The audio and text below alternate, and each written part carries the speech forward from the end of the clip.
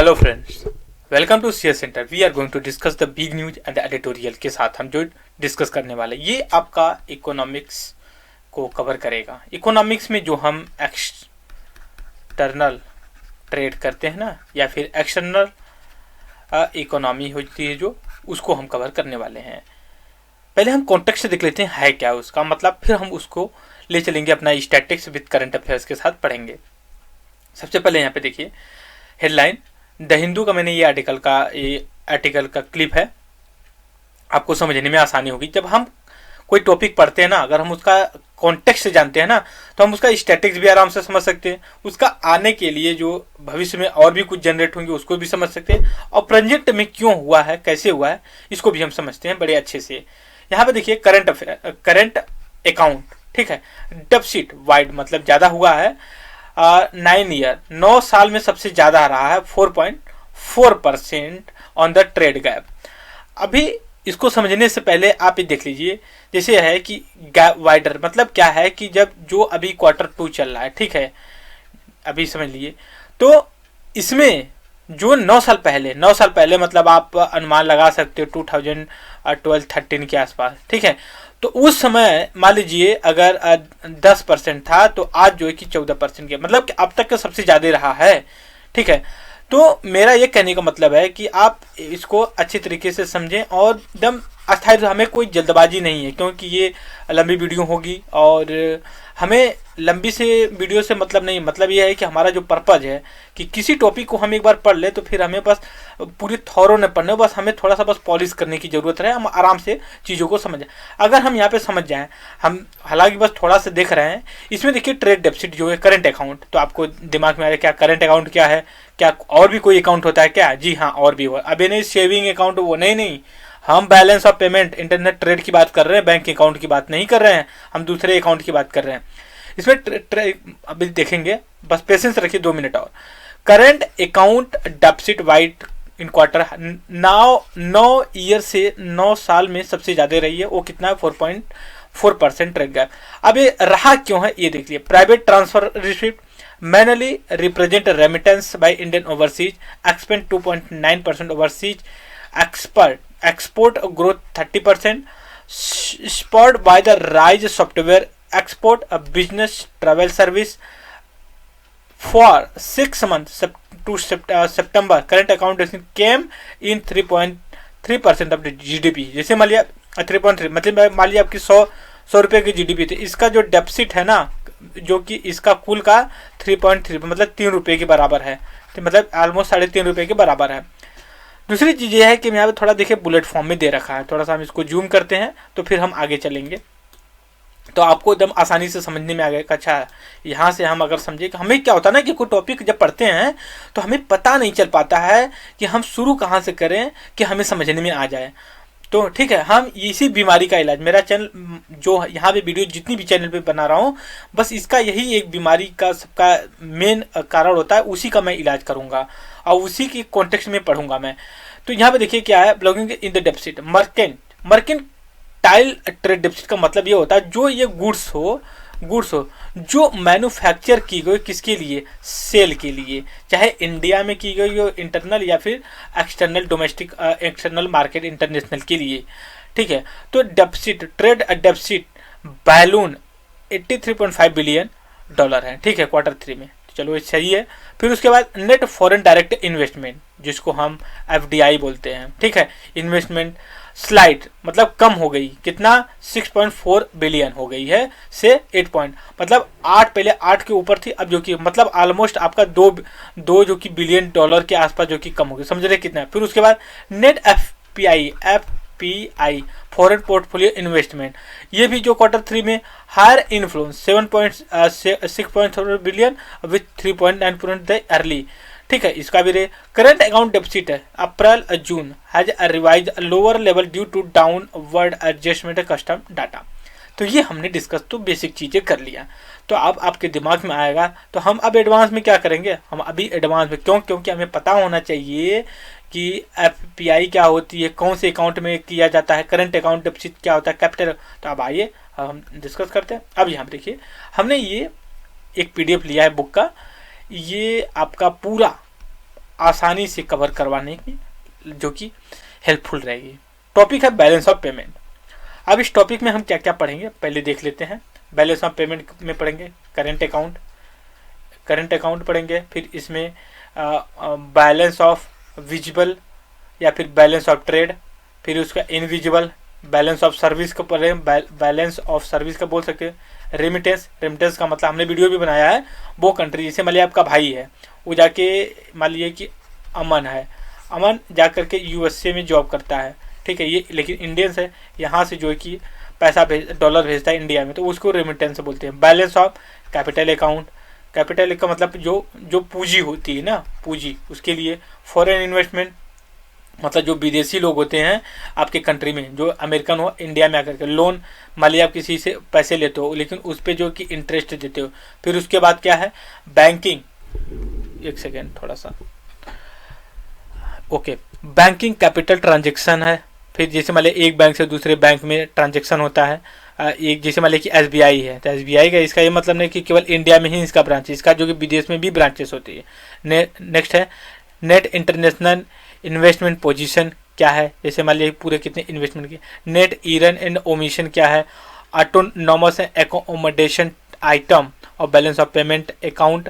Foreign exchange reserve, ये 5 currency को almost रखता है, आरबीआई इसका गार्जियन होती है। Balance of payment trend in India pre and post reform, मतलब 1991 से पहले और बाद में क्या कैसा रहा। Balance of payment situation post reform period. India external डेब्ट का मतलब ये हो गया कि जैसे गवर्नमेंट ऑफ इंडिया है तो वो अदर कंट्री से भी लोन ले लेती है, या फिर वर्ल्ड बैंक या आईएमएफ है, डब्ल्यूटीओ से लोन ले ले उसको। Twin deficit hypothesis J curve. अब हम आते हैं, ये तो हमने इसमें पढ़ना है हमें, और आगे हम आप देखते हैं कि कैसे ये काम करता है। सबसे पहले बैलेंस ऑफ पेमेंट का मतलब समझे। बैलेंस मतलब क्या, एनुअल ये स्टेटमेंट है, ठीक है, वो अकाउंट करता है monitoring transaction of resident of a country via rest of the, जैसे मान लीजिए कि इंडिया है ये, ठीक है, और ये वर्ल्ड है, इनके बीच में जो इंडिया और अदर कंट्री के बीच में जो ट्रांजेक्शन हुआ है उसका जो है कि करेगा जो कि तुलना। और ये मोस्टली जो है कि this transaction arise due to, किस वजह से होता है, transaction of the goods service and the capital.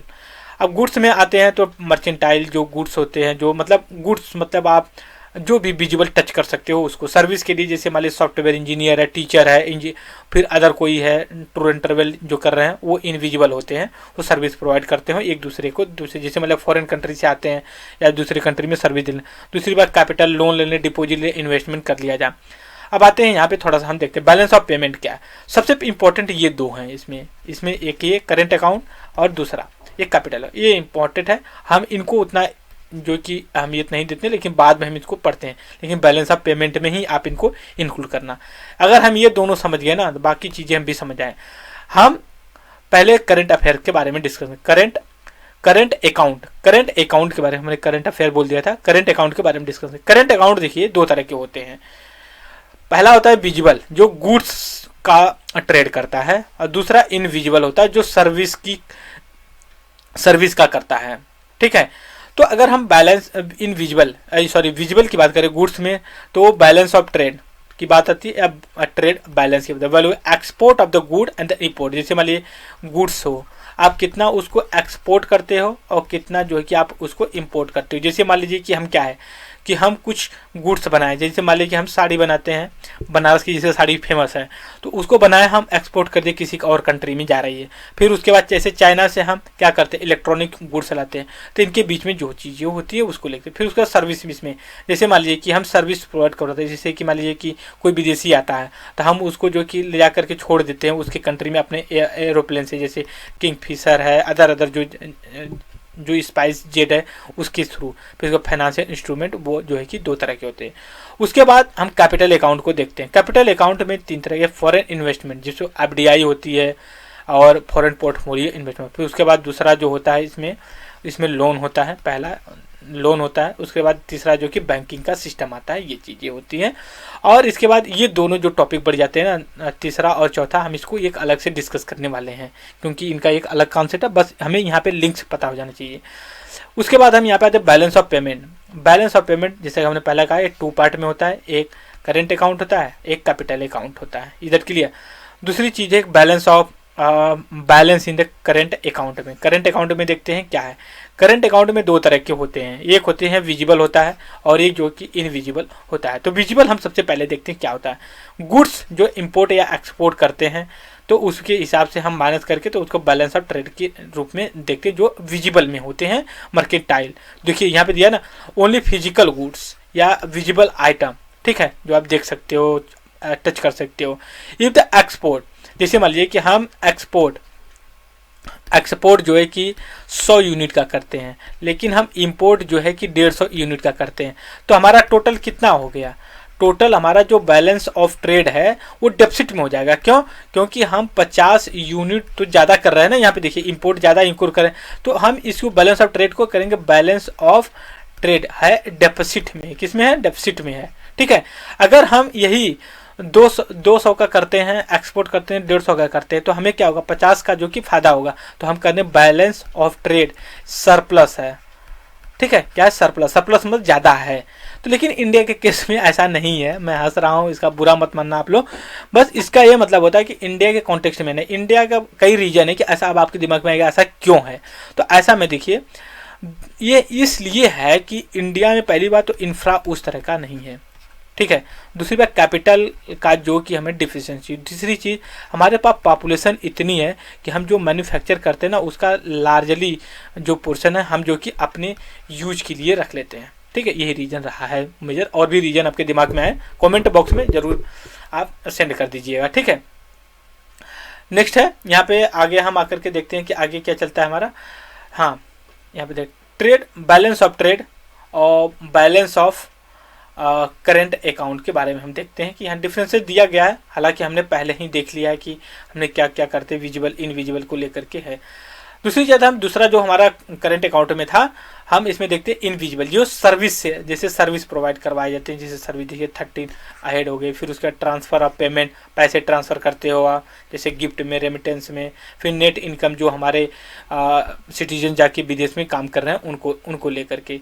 तो ये हमने जो कि इनविजिबल के बारे में डिस्कस है। अंडर द लिबरलाइजेशन, तो ये मान लीजिए तो अलग है चीज़ें हम डिस्कस करेंगे।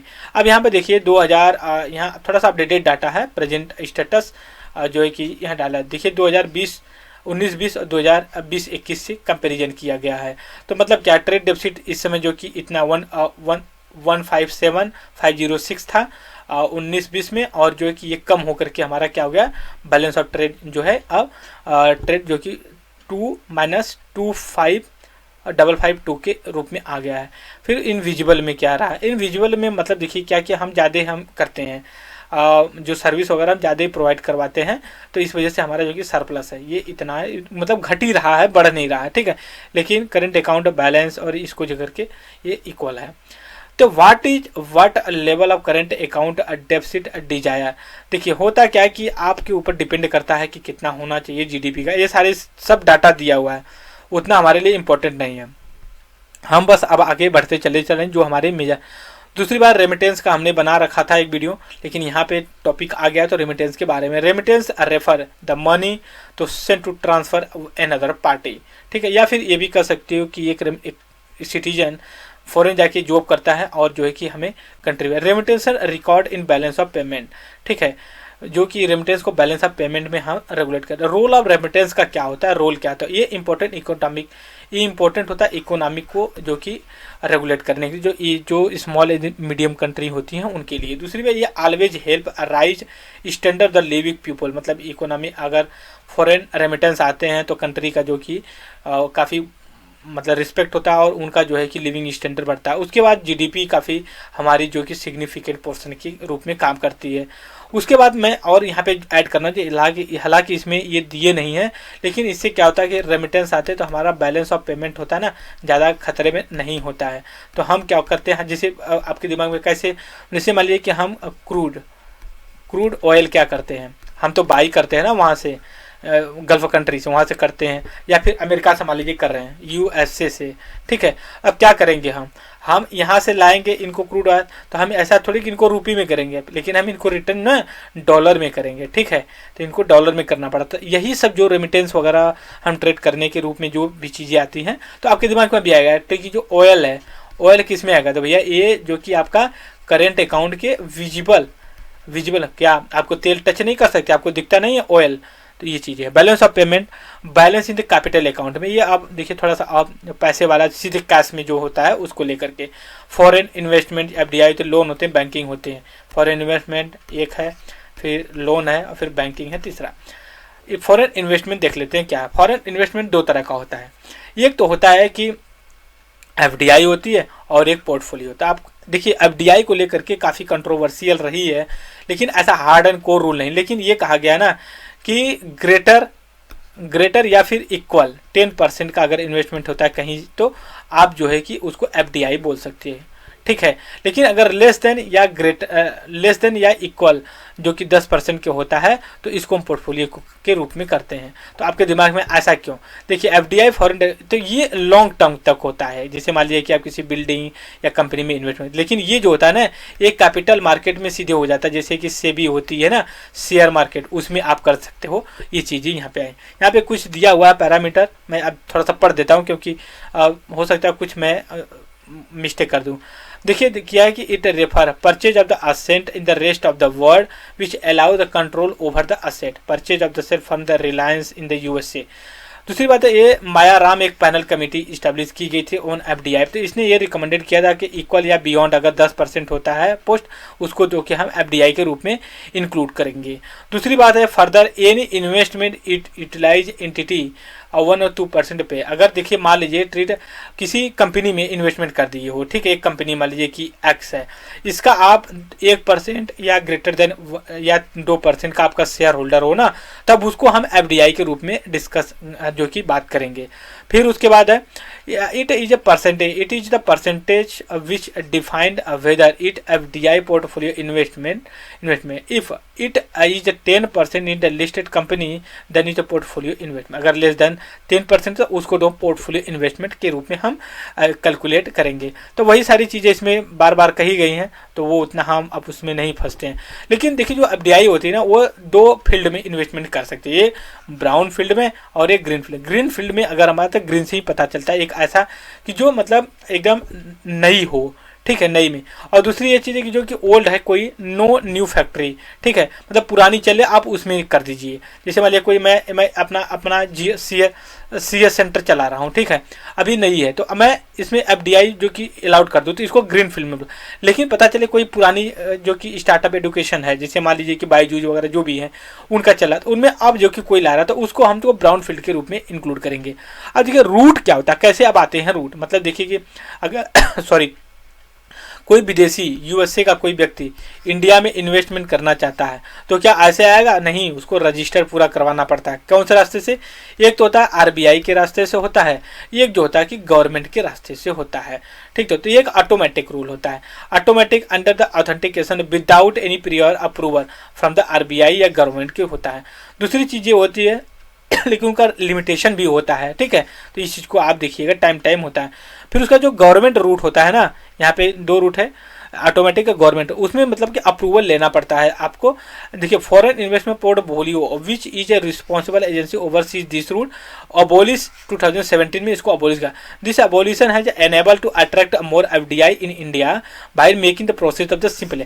मतलब जब ये थी ना FIPB, तो इससे बड़ा जो कि बाधाएं उत्पन्न होती थी, लेट होता था, इसलिए इसको जो कि कर दिया। बस गवर्नमेंट का रिक्वायरमेंट होना चाहिए, उसके गवर्नमेंट का अप्रूवल मिला, फिर उसके आप इन्वेस्टमेंट आकर के करिए। दूसरी बात एफडीआई रैंक इन इंडिया, ये हमारे लिए न्यू बने क्योंकि काफ़ी अपडेटेड होता है, जब कभी आएगा जो कि उसमें न्यूज में, तो हम डिस्कस जरूर कर लेंगे।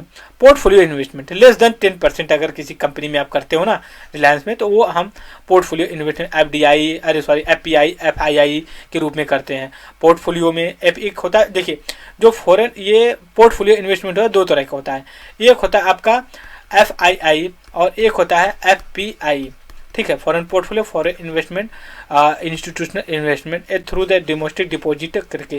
फिर उसका FII को देखते क्या है, तो ये इन द सिक्योरिटी में इन्वेस्टमेंट किया जाता है, ये शॉर्ट टर्म के लिए होता है। इनके नीचे also known the hot money मतलब ये जब चाहो, जैसे मान लिया कि मैं आपसे क्या कहूँ, आपके बैंक में क्या है, कैश पड़ा हुआ है, ATM में गए, पैसे कैश विड्रॉ कर रही है, बट पता चले कि आपके बैंक में नहीं है, बट किसी ने आपको 5 लाख रुपए का या 50,000 रुपये का जो कि आपको दिया है, तो वो आपके अकाउंट में, देखिए उसने चेक दे दिया है, ठीक है, लेकिन चेक आप अपने अकाउंट में नहीं डाले हो, लेकिन अपने बैग में रखे हो, तो क्या इमीडिएट उसका लिक्विडेशन हो सकता है? नहीं, क्वेश्चन होगा नहीं।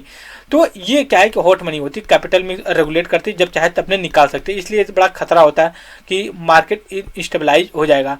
और इसको रेगुलेट करने के लिए सेबी बनी हुई है, security and exchange board of India, जो 1993 के एक्ट के थ्रू स्टैट्यूटरी बॉडी के रूप में काम करती है। ये कैपिटल मार्केट को रेगुलेट करती है। उसके बाद है FII can buy and sell security on the government stock but you have get registration, आपको रजिस्ट्रेशन करवाना पड़ेगा। फिर उसके बाद डिपॉजिट रिसिप्ट है, जो इन्वेस्टमेंट में ही आता है। इसमें डिपॉजिट रिसिप्ट है negotiable financial instrument issue by the bank which represent foreign company publicly trade. तो ये GDR बोला जाता है, फिर IDR बोला जाता है, वो हम कभी और डिस्कस। हम यहाँ पे थोड़ा सा डिफरेंसेस देख लेते हैं FDI और इन्वेस्टमेंट।